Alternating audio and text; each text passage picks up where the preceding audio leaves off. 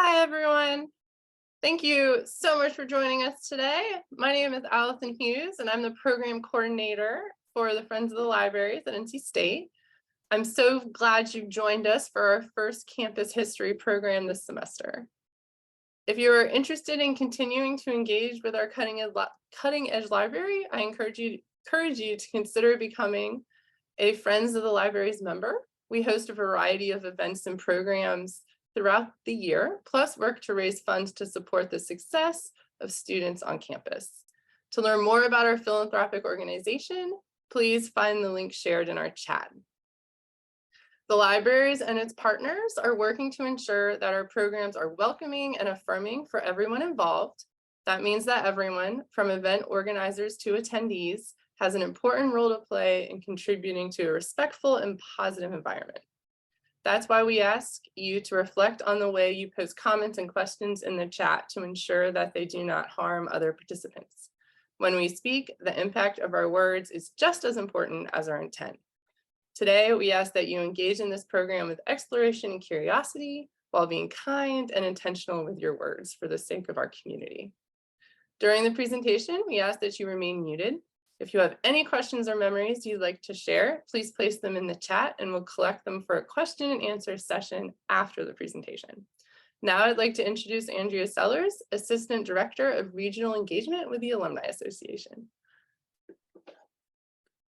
Thank you, Allison. Good afternoon, everybody. I just want to take a moment to thank you all for joining us today for this virtual program as we get to learn more about the Red Wolves program here at NC State.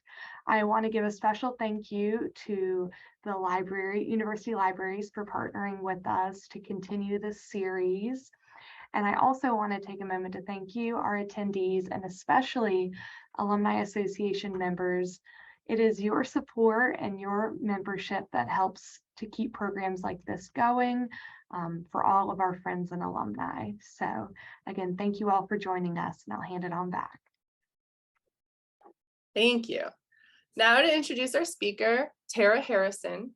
Tara Harrison is an associate professor with the College of Veterinary Medicine. Dr. Harrison graduated from Michigan State College of Vet Med and has a master's of preventative veterinary medicine from UC Davis.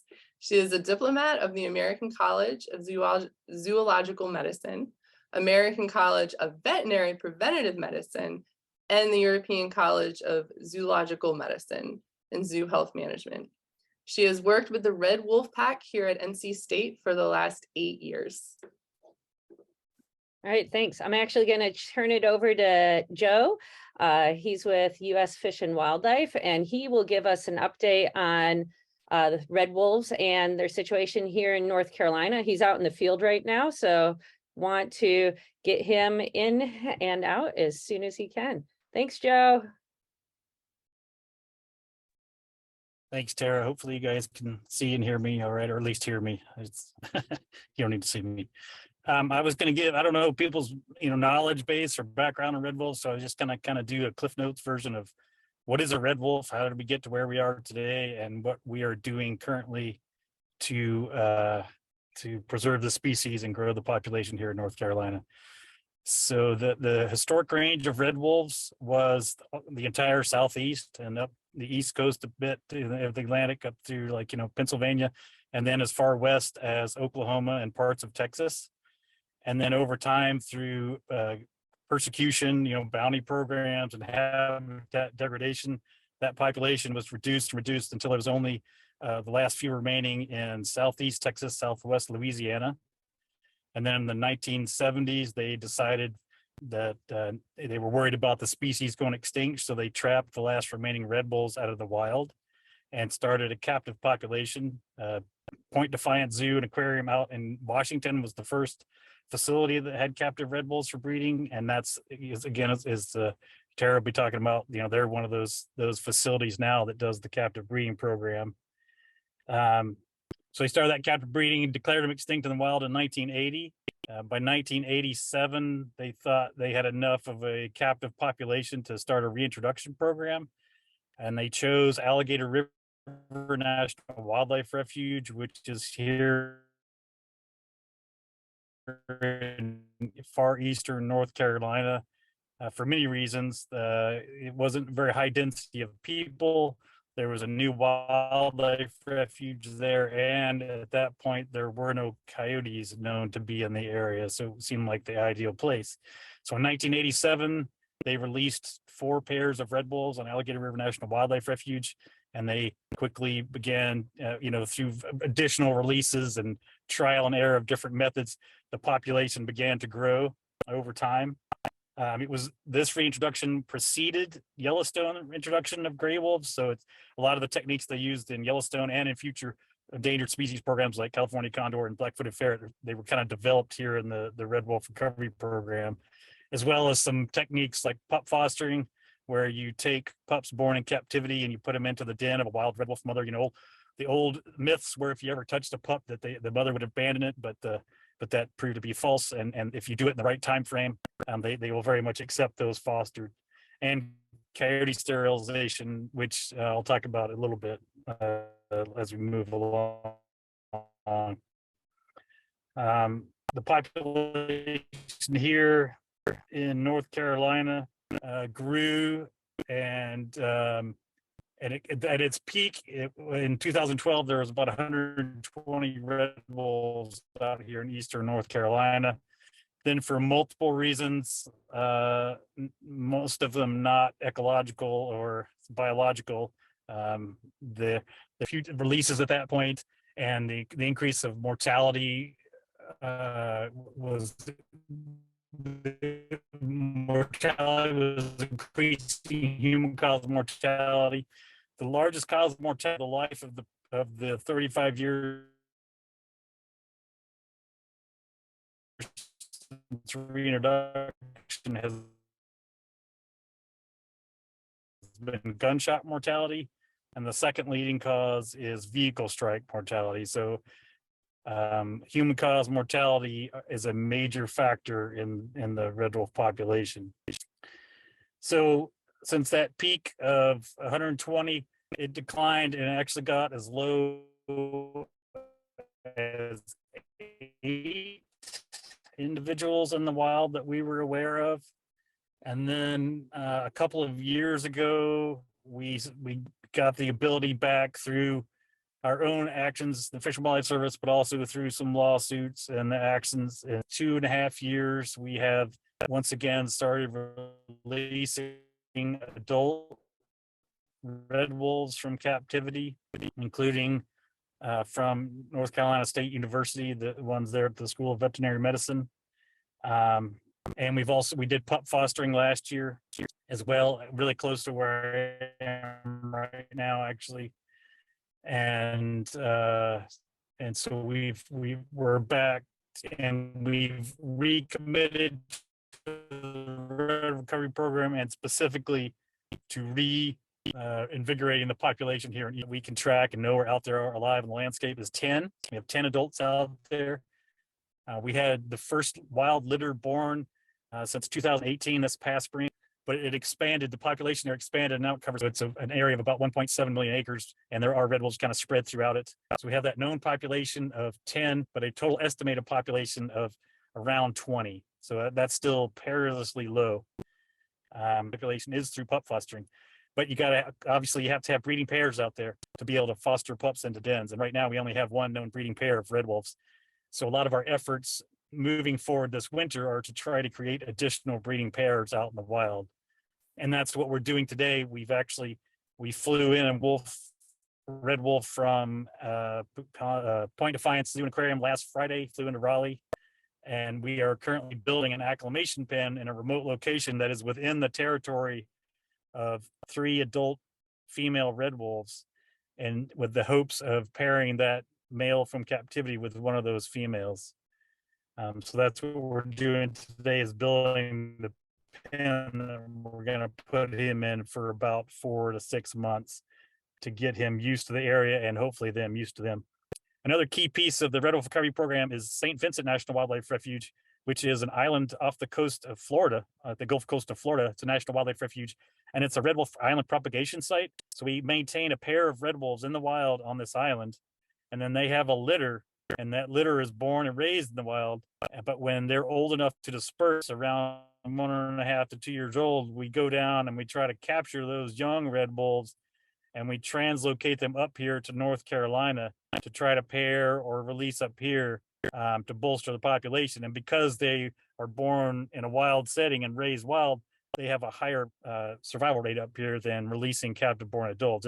It can be very difficult to release captive born adults because of, they're born in captivity and they're not used to being in the wild. But it can be done. That's how this population was started originally, and it's really the only way you can do it, honestly. Over time, there's been those folks that question that red wolves are a species. Fish and Wildlife Service has always maintained that they are a species. But in 2019, the National Academy of Science did an independent research and study and looked at all available genealogical information, morphological behavior, all information related to red wolves. And in 2019, they determined that red wolves were in fact a distinct species and are not a hybrid between coyotes or gray wolves. They just size-wise are intermediate between those two, but they are very much a distinct species.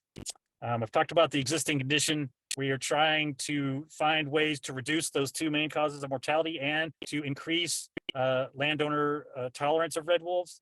A lot of times in the media or locally, or you hear that everyone's against red wolves, and that's really not accurate.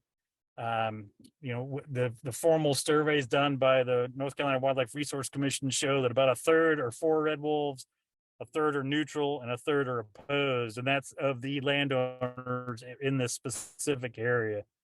So we're always trying to, look at ways to garner additional support or tolerance of red wolves. And one of those is through a program we call Pray for the Pack, PREY. And through that program, we help land managers do their land manager goals that they want to do. And a lot of them, they want to create deer habitat for deer or quail or turkey or whatever, but that benefits red wolves as well.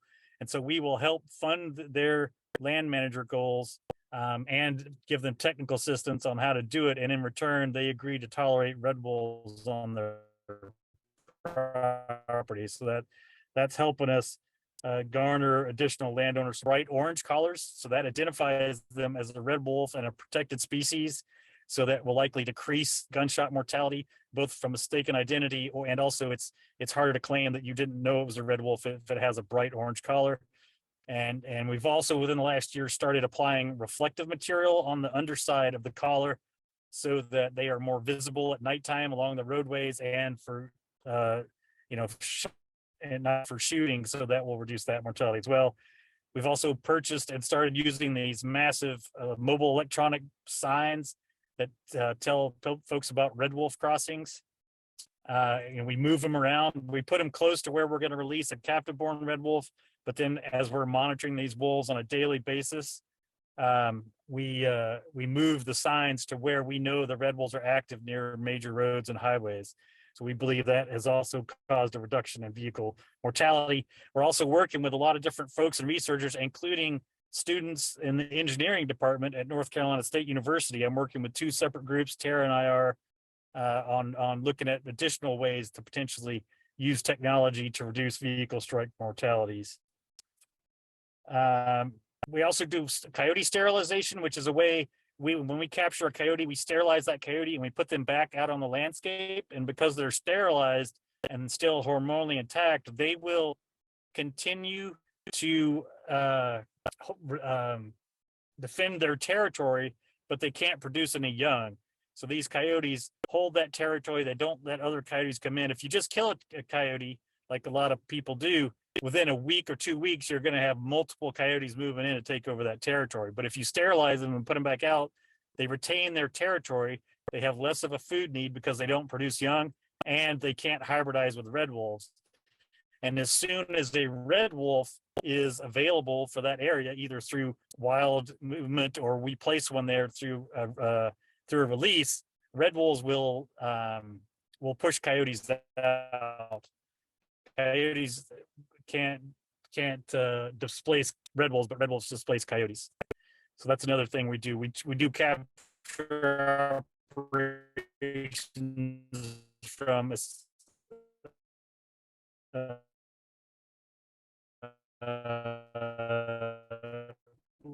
late October through March to sterilize coyotes, collar red wolves, check on the health and those types of things. So that's, and then the other thing, we just came out like 2 weeks ago. It's open for public comment through October 28th, and it's a revision of the overall, not just for North Carolina, but it's also looking at potential reintroduction sites, additional ones in other states. So we'll have more from a health and genetics and standpoint. There's also been recent research in Texas and Louisiana that shows that there is likely, or there are animals still remaining in Texas, Louisiana that have a pretty high percent of red wolf genetics in them. To date, there hasn't been any actual approaching 70% red wolf genes, and that's 40 years after it was thought that all red wolves were removed. Fast, crazy, shortened version of the world of red wolves. It's a very complex, very difficult, lots of different fronts that we're trying to tackle simultaneously. But we've got a very dedicated team of partners such as NCSU in multiple ways, and some NGOs and researchers and agencies moving forward to try to get this thing headed in the right direction, and we are getting in the right direction. We've got, we successful fostering last year. Some of them have survived to be adults.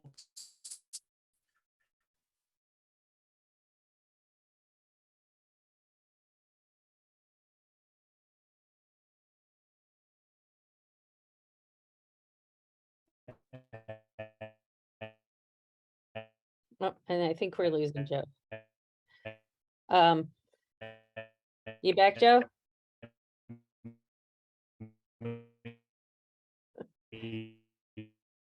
This is what happens when we try to broadcast from the field, but Joe has some really great information, and really happy that he was able to join.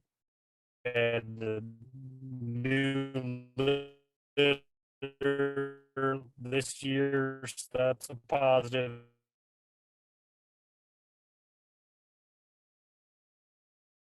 All right. All right. Yeah. And we're doing additional releases this winter. So, all right, Joe, there's unless there's questions directly for me. Yeah, there's a question, Joe, if you're able to, what kind of solutions are explored to reduce the human caused mortality for red wolves? Are you able to hear me now? Yep, nope, can hear you now. Yeah. So I don't know at what point I cut out. Was it? I don't know at what point you heard, because I did talk about some of that when I was talking. Yeah, you're cutting out. The major things that were wolves that identifies them as a red wolf. So it helps. Is that any better? Yeah, that's better right now. Okay. So I don't know how much you were able to hear from what but the orange collars, because they help reduce the incidences of mistaken identity mortality, people thinking that they're shooting a coyote. So it identifies them as a red wolf. The orange reflective material identifies them as a red wolf, and it also makes them a lot more visible along roadways, so that there's less vehicle strike mortality. The highway signs we're using is reducing highway mortality. The outreach and education program regarding ways to tell a difference between a coyote and a red wolf. The things that we're working with researchers on and NCSU, I don't want to go into because some of it's proprietary stuff. So I don't want to expound on that too much, but we're also working with DOT on various ways to reduce vehicle strike mortality. We have a contractor that's doing a red wolf road ecology study that is ongoing right now and will be completed next spring. So that will give us some insight. So those are just some of the various ways that we're looking into. There's others, but. Thanks, Joe. Any other questions for Joe before he has to go back to helping red wolves? Oh, someone asked, are there consequences for those who kill a red wolf, either intentionally or unintentionally? It's obviously it's a felony. It's a, it's against the law, and there's fines and forfeiture of property involved with the crime and those types of things. But prosecution is difficult, and I don't want to get too much into the weeds or the legalese of it. But there's currently a policy called the McKittrick policy with DOJ that it stems from a case out west many years ago. But if the individual claims that they believed it was a coyote, or they didn't know it was an endangered species, and so they didn't knowingly and willingly, then it can be extremely difficult to prosecute that, which is one of the reasons why we have switched to using the bright orange collars on red wolves. But it can be problematic. But yes, they are investigated. They are put forward to the district attorney's office when in instances where there's gunshot mortality. And there is currently one open cases, including one that has a $25,000 open reward for information leading to conviction because of a gunshot mortality from this past spring of one of the wolves that we released into the wild from captivity. Excellent. Thank you so much, Joe. I'll let you get back to the work out there. And oh, one other thing, is it pretty rare to see a red wolf at Alligator River? I think that one's probably for you as well. Because they were pretty secretive and the farm fields and stuff. But the particular pair that we have right now, and with their 6 pups, they are very visible. People see them a lot. So if you actually go on social media or on the Red Wolf Recovery Facebook, but there's a lot of wildlife photographers. The visitor totals for this summer and this fall have gone up substantially to Alligator River because people all are seeing them a lot. And there's a lot of pictures out there on the internet of the pups and the parents. So right now, and especially when they start harvesting the farm fields, people are getting pretty decent looks at them. Awesome. All right. Thank you so much, Joe. I'll take it over from here and I'll let you get going, or you can hang out, depending on your internet and all the things you need to do for red wolves. Thanks for all you do. All right. Thank you. Thank you. All right. Thank you. All right. Let me share my screen here a second. So I'll give you a little presentation on NC State's involvement here. So we work very closely with Joe, and it's a great partnership to work with him. We also work with a lot of other organizations as part of having red wolves here with NC State and with the College of Veterinary Medicine. So just want to give you a little bit of info on our red wolf pack.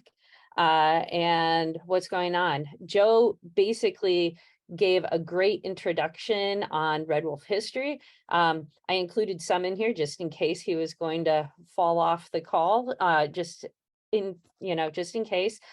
So red wolves are critically endangered. And so it's very important to work with them.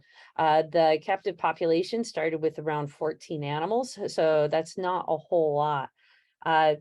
If you get the vet school's newsletter, they do have a story on NC State College of Vet Med's involvement with red wolves, and this is a photo from that. So that is, you can learn a lot more about the wolves, but basically they were initially threatened with extinction in 1967. The 14 wolves were brought in 1970s.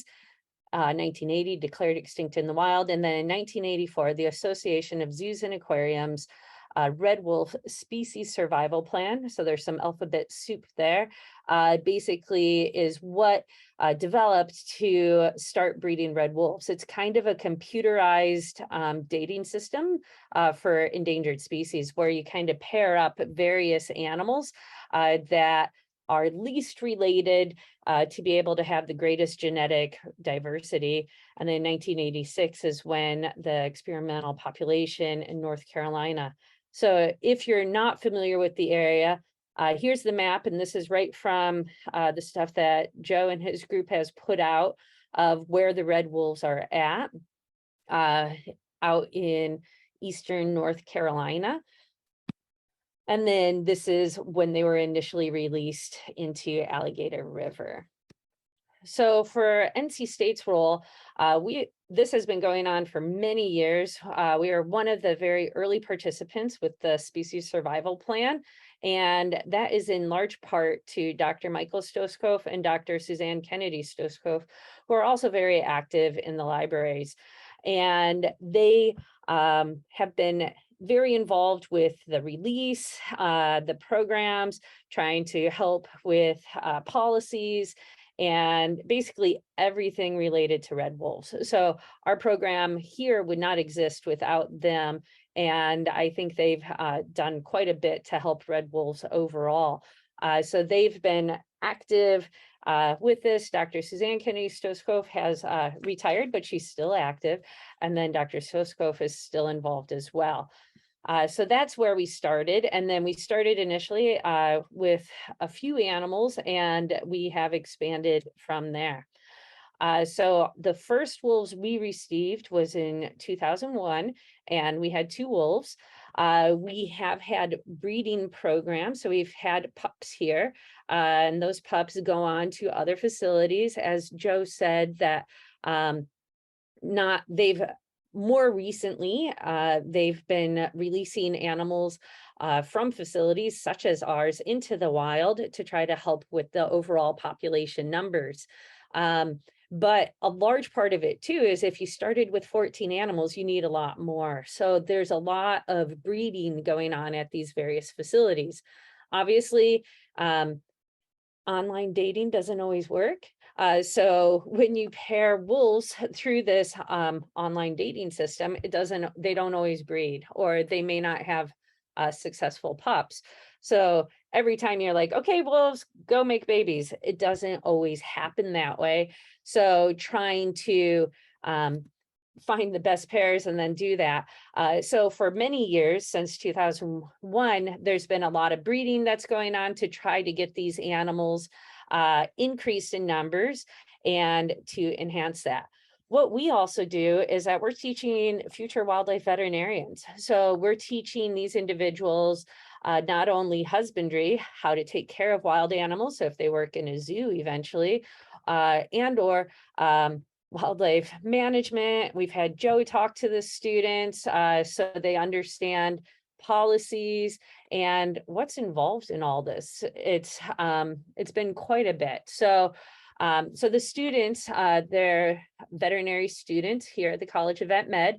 So they're learning husbandry, how to take care of them out in their pens, how to make sure that it's safe for them, diet, making sure that they're feeding them appropriately, make sure they get enrichment. So something that's a natural type of enrichment that will stimulate their mind, give them a chance to use their natural wild behaviors, and then also medicine. If there's a medical issue, we take care of it. We also do preventive medicine, so vaccines, heartworm prevention, tick prevention, all of those things. The wolves, since they are native to this area, they live outside. They're outside all the time because that's also what we want them to do. And we have to be very careful not to try, like, we don't try to make friends with the wolves. They're wild. We treat them as wild. We try to have as little human contact with them as possible, because these wolves could be out in the wild, and we don't want the wolves trying to go up to people or approach people or try to get food from people. We want them to be as wild as possible, have normal wild behaviors where if they see a person, they run away. They get their own food. They don't need, stuff from trash cans, things like that. So the enrichment, we have to be very careful that it's not human-based or farm-based or something that would attract the wolves to a human area. Obviously, we do a lot of medicine. We've done coyote sterilization here as well.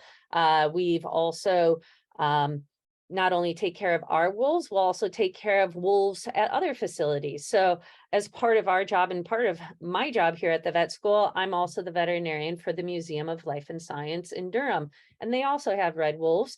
And so I provide their medical care for those animals. So anytime they have an issue, I help take care of them. And then also, if animals from the wild are injured, which there's been a couple times that they were, either through whatever happened to them and they need surgery, they've come here, we fixed them. We have smaller pens that will help restrict their activity. So then they can rehabilitate and then go back to Joe and then gradually increase the size of the pen size until then they can go back into the wild. So we have worked with him several times on helping with that. We've also helped with red wolves. So overall, like Joe mentioned, in 2019, the red wolf is a distinct species. This caused like some drama early on, but it is a distinct species. The Stoskos were involved in some of the early research with the releases. And then Dr. Moat also helped. Anytime you have few numbers of animals, you can have genetic issues that come through. So there were some eye issues or retinal issues that caused blindness in them. Here's some photos from some of Dr. Moat's research where it can just show that there's a big difference in what's happening on the retina with the eyes of those animals that were affected. Dr. Moat initially was here. She's now at the University of Wisconsin in Madison, but she is still working on that, and we're all still partnering. So a lot of the researchers and institutions that have red wolves all work together because there's really not that many of them, and we want them to be as successful as possible. Obviously, with situations like this, if the animal is going to go blind from it, we don't want an animal like this scheduled to be released. So the work was done to find out genetically where this is and how it's linked, so those animals are not bred, and that we can try to get this condition out of the population. So like I said, we work very closely with the U.S. Fish and Wildlife. We work with the associations of zoos and aquariums. We are not an accredited AZA facility here at NC State. We are more termed a research facility, although the wolves are not typical research subjects. So they are maintained similar to what they would at any other type of zoo or wildlife facility. We are inspected by the university laboratories or the IACUC department. We're also inspected by the other organizations as well that come through. So it's certainly something that we see it as a priority, make sure they have the best care and the best facilities possible. And then these animals are all part of the species survival plan. So they're part of this breeding system. We have one breeding pair that's here right now, and we have a second female who's waiting for her boyfriend to arrive later this year. So then we will have two breeding pairs here at NC State. All of the red wolves are also involved in a SAFE program through the AZA, which is saving animals from extinction and basically promoting what's going on with them and getting the word out. Because when people understand the situation, much like the Pray for the Pack and all of the work that Joe's doing right there in that area, educating the animals about, or educating people about the animals and how they're affect the environment, their place in the population. If there's more red wolves, there's fewer coyotes. Right now, there's not as many red wolves, so there's more coyotes, but they're working with sterilizing them to at least keep that set number and make sure that they don't crossbreed. But basically, the more you know, the more that we can get information out there, the more funding for paying for programs such as this, and the more that we can help this population. Like Joe mentioned, We have a bunch of collaborations. So we've worked with engineering. We've also worked with architecture. Students built this building for our wolves here at the NC State. So it was a collaborative project that we did with the College of Design and Engineering and Architecture to get this building built for where we store food for our wolves over in here. And then this area is if we needed to do a medical procedure down there. So this is one of our collaborations. And then Joe mentioned we have 2 other projects that are ongoing right now with engineering to be able to help improve lives of red wolves. For conservation, everything about this is conservation. Partnering with the Fish and Wildlife Service is basically to try to get wolves that are bred. So with the cross fostering, our wolves haven't gone there, but that is an important program. So if we have pups here that are born around the same time as the pups born in the wild, which they have one female who had pups in the wild last year, they can add pups to that. So they could take some pups from us, add them to litters in the wild to help increase those numbers. The breeding not only maintains our population in various facilities that are in, like under human care, those animals can, when they're old enough, potentially be released out into the wild.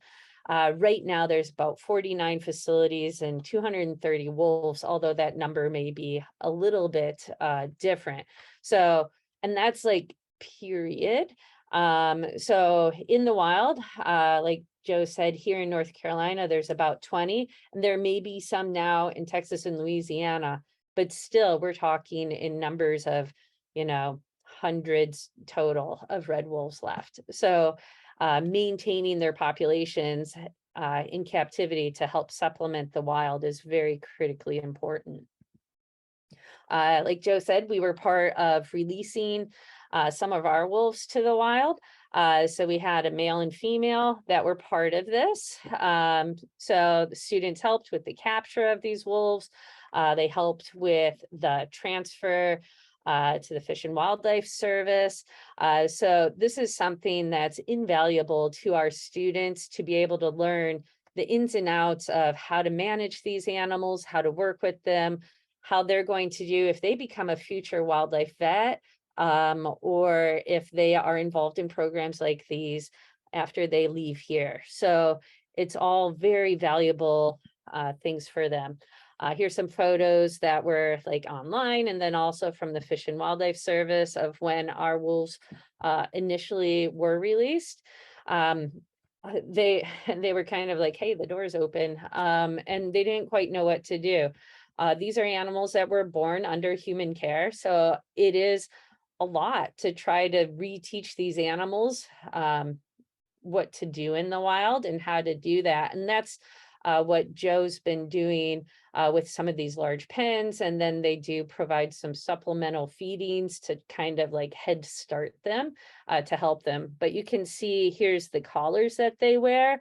And those are what they've been doing to try to prevent them from being shot, because it's obvious you are not shooting a coyote if they have a glowing orange collar. That's a red wolf. And then also with the reflectors on it. So if you're driving a car, it's more likely that you'll be able to see them to avoid hitting them. So like I said, our program is Carnivore Conservation Crew. The students do quite a bit of this. I am the faculty supervisor. Dr. Suzanne Kennedy-Stoskov was the one prior to me. And we manage these animals. Here's our wolf pack as of today. So we have Nico, Boone, Brevard, Penny, and Oak. Obviously, none of these animals actually know their names, and we don't call them that. It's more something, they actually all have numbers, and that's how they're managed as part of the population. From the human side, it does, you know, there is a connection, whether the animals actually know it or not. So for caring for them, the students go out there twice a day. We check the animals. We're required to do this. And to make sure that there's no issues with them, that there's that they're eating okay, and that they are there's no damage to the fence or anything like that. We also have to keep close records. That's required not only by NC State, but it's also required by USDA, which is the other organization that helps inspect us. So ways that you can help, Joe already mentioned that they are seeking someone for the federal investigation to someone that did shoot one of the wolves that was released this year. Here's a picture of the sign that they are using out there to promote slowing down in areas where they know that there are red wolves. But I think the most important thing is to spread information and let people know about red wolves, what's going on with them, and how you can help. So there's certainly ways that can help. Joe mentioned that they have the plan out there that you can take a look at. If you have any questions, public information is welcomed on that. So you can certainly take a look at that and share. Here's the photo of the red wolves that were born in the wild, and that's certainly something that all of us celebrate. Obviously, that's the easiest if they're born into the wild and they increase the population that way. That's certainly where mom will teach them how to be a wolf and how to survive in that area, which is why we do want more animals able to breed. So here's our carnivore conservation crew. We are doing, if you want to help out with our wolf pack, we're run basically by donations only. We do have some support from the vet school for overall infrastructure, but we certainly do welcome any support to help with getting various enrichment things, improved cameras, and things like that. We did have a fundraiser earlier this year, and that helped us upgrade our refrigeration and some of our cameras. But we certainly welcome that. And then I want to show you here, obviously, whenever there's a storm that comes through, it's always a concern with making sure that things are okay. We always check, not during any of the tropical storms, because we want to make sure everyone's safe. But here it is right after. This is one of our wolves. You can see him. There he is. So he quite enjoyed the downed branch that came down during Ian. So they've actually been playing with it quite a bit. So when we have added natural enrichment, sometimes, well, we just leave it because they like it. Oh, and here we are. Here is to find out more information about NC State's wolf pack. We also do have Facebook and Instagram, and so does a Fish and Wildlife Service. So follow them as well and help all of us. So if you are interested in adopting a wolf, we also do have, you can get not only the certificate, we also have a cute little stuffed animal. And it would go directly toward the care of NC State's pack here. And then I see there's lots of questions, so I can try to get to that. For breeding, could artificial insemination be used to help increase the population? So I think, yes, that certainly could. So right now, what they're doing mostly is, it's certainly easiest if they breed on their own. It's not that all of them are horrible breeders, they just may not have been compatible. So it's certainly more time, more resources, and then you actually have to have semen that is good to go. For artificial insemination, we are working with a group that is at the Smithsonian, and they have been collecting semen from various animals and saving them in case we do decide to go that way to increase animal numbers. Overall, like the biggest desires to increase the breeding out in the wild and being able to get more breeding pairs out there. Are coyotes becoming common in urban areas, or they're common in urban areas? Is it common in rural? So basically, coyotes are very good opportunists. So they see an open area and they move there. So out in Alligator River, there used to be no coyotes, but there used to be hundreds of red wolves out there. Now it's about 20. So now that there's a great prey base out there and not as many other animals, red wolves took advantage of, or coyotes took advantage of not being many red wolves and went out there. And yes, you can contact me for your Girl Scout troop if you need to. So, you can just send an email to the email on the page there and they'll get it to me. And we can also do that. In the wild, the main prey, Joe, are you still on? Can you answer prey of the red wolves in the wild? He's trying.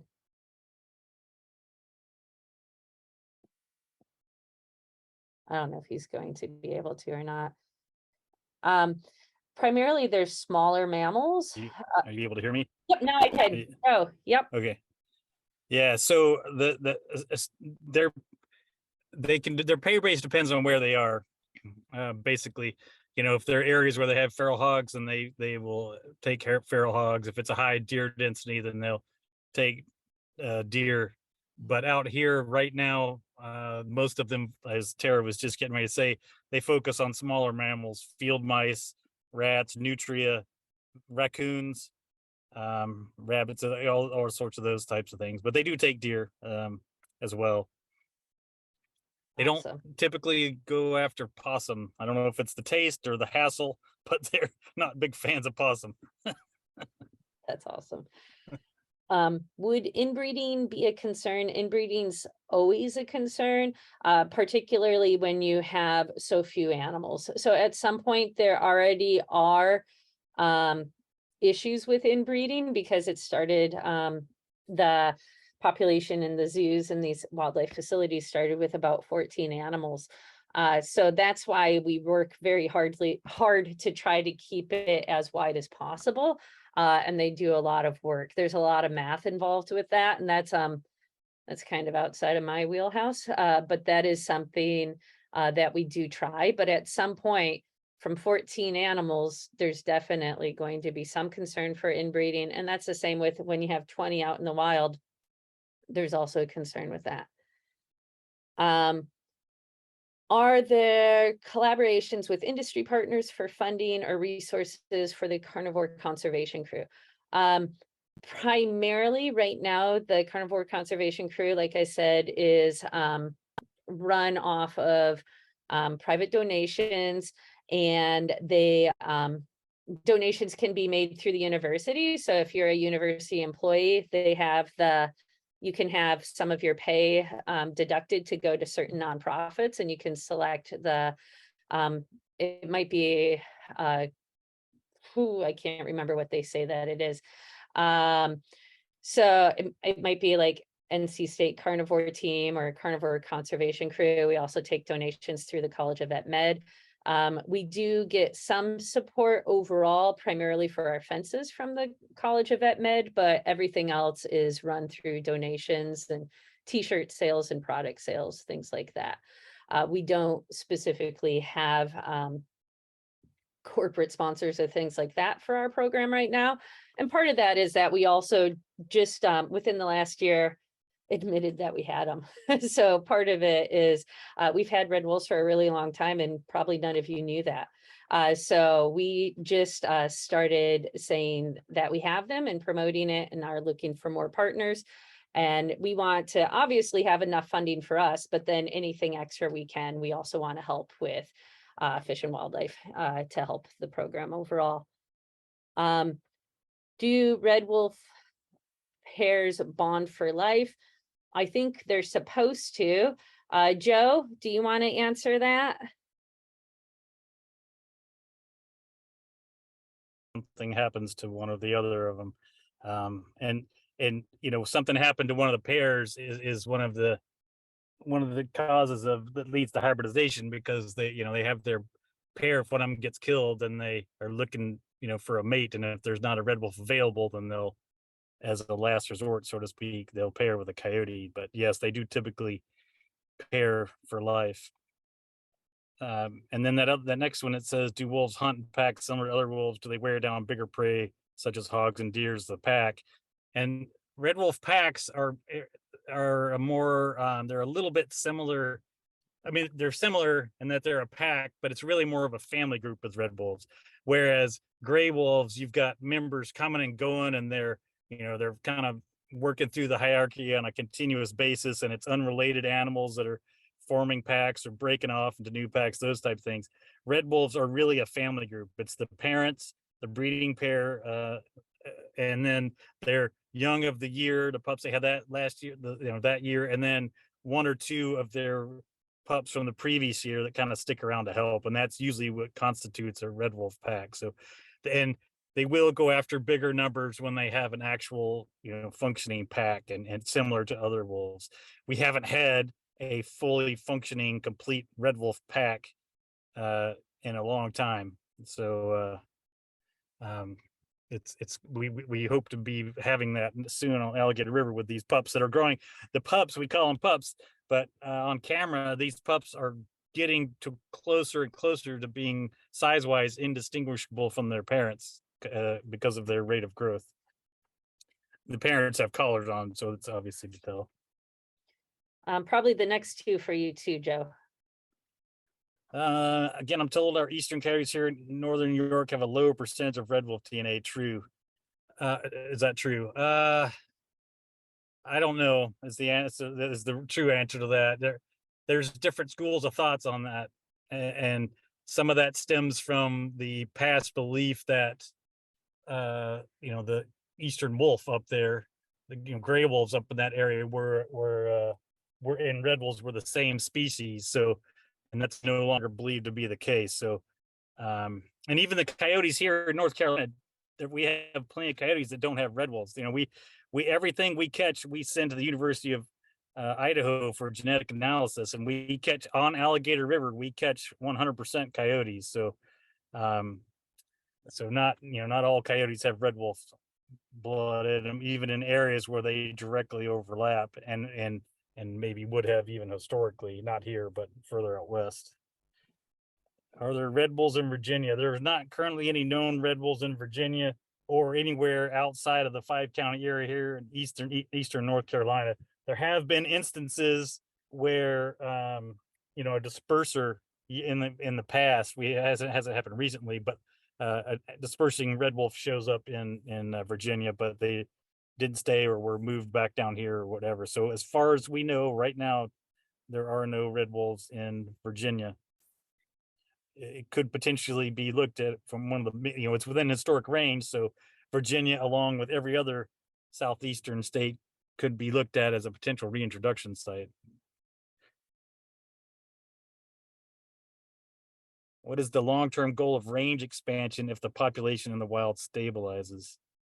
Like that's part of the recovery plan that was just revised, and it's in draft form. So there's not any set goals yet to be specific about that. If I remember correctly, the recovery plan says that the draft says we're going to do an additional 2 to 3 populations in other areas within their historic range.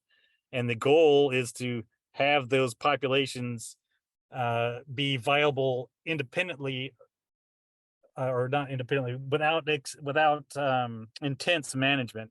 So, we know that between those population areas, because there's so few open spaces in the southeast, right? It's highly developed, a lot of highways and that kind of thing. We are likely going to periodically have to move animals between those multiple populations so that we continue the population viability and genetic diversity, but not, the goal is for it not to be an intense, like we're doing now, have to release from captive population, have to pup foster, have to move animals on an annual basis. So that's sort of the goal.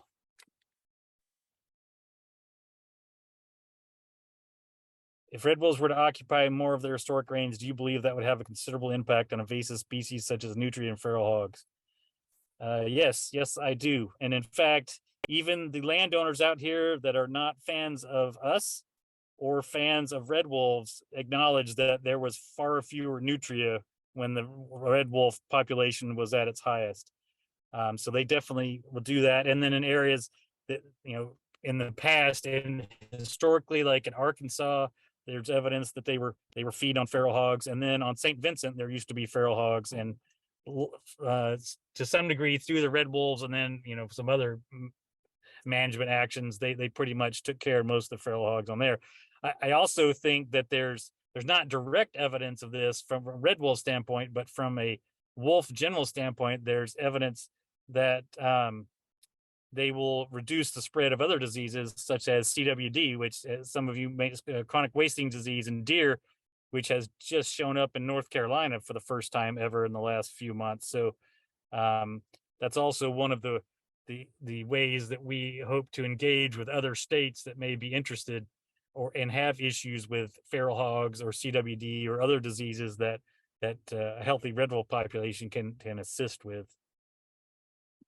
Yeah, whenever there's a hole in the ecosystem, other things come out of balance. So that's with the nutria and the feral hogs and not enough red wolves. So restoring that balance restores it for other things too.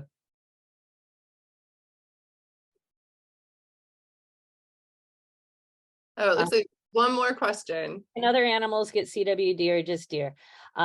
Deer-like species are predominantly that. I think there is some question that perhaps some other animals could get it, and that it may have originated from scrapie and sheep, and then that went over to deer. But I don't think we fully know that. But as of right now, predominantly cervid or deer type species for chronic wasting disease. So thank you so much, everyone. Thanks, Joe, too, for joining. I really appreciate it. Yes, and thank you, Tara and Joe, for this amazing presentation. I know I learned a lot, not just about the wolf pack, but the amazing work you guys are doing to help restore and save this species, which is integral to our North Carolina ecosystem. So thank you so much. The next Campus History Series program we're planning on doing will be in December, and it's going to be about the Women's First exhibit that will be opening at Hill Library later this year. We also are going to pop a survey in the chat, so please feel free to fill that out before you log off. And we're also going to pop in our event schedule, the library's event schedule as well. So check that out for other libraries events. Thank you again, everyone, for joining us today. And we look forward to seeing you at other Alumni Association events and libraries events. Thank you so much.